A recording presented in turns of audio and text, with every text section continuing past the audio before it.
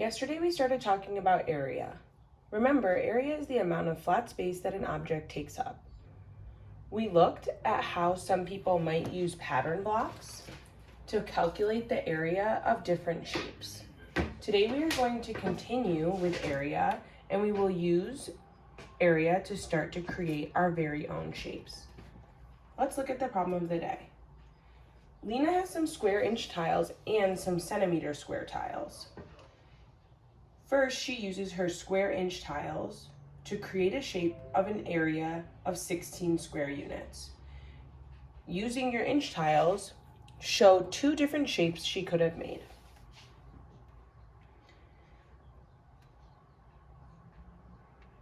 Tell us about one of the rectangles that you made on your grid. Say you're thinking out loud.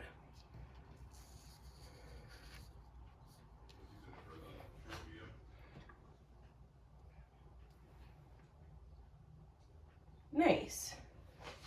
So some friends said that their rectangles look like this.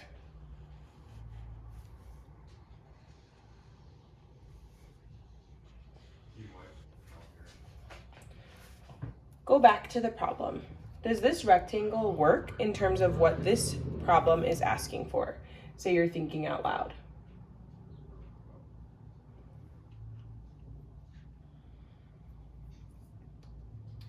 Nice.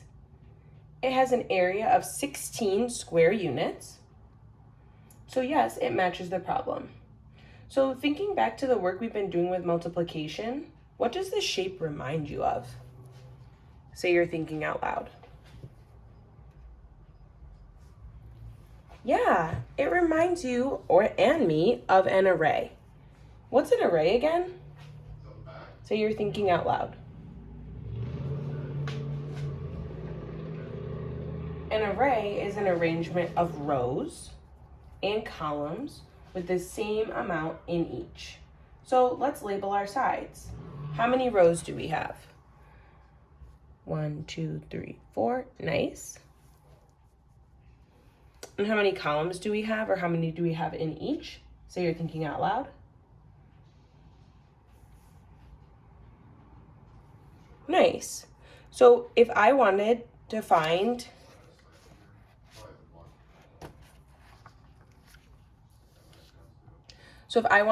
the area of this shape, I could use the multiplication equation. 4 times 4 equals, and we know that that's 16.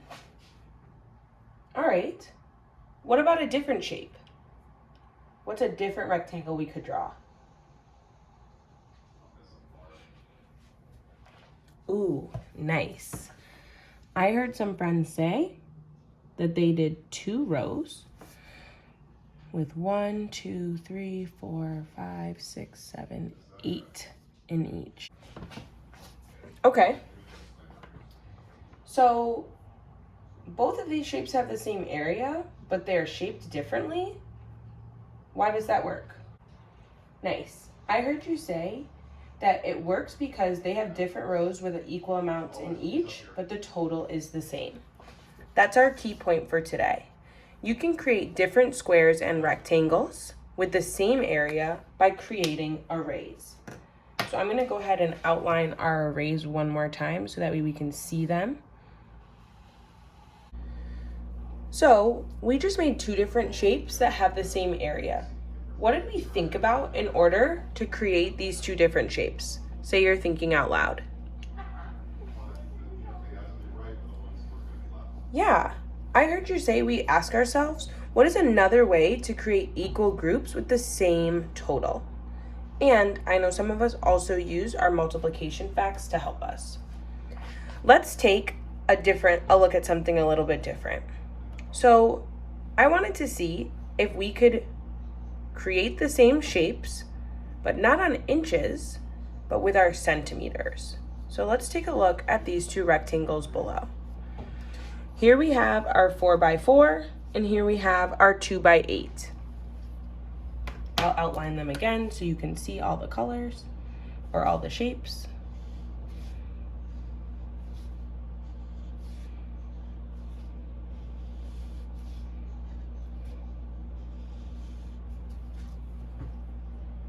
So,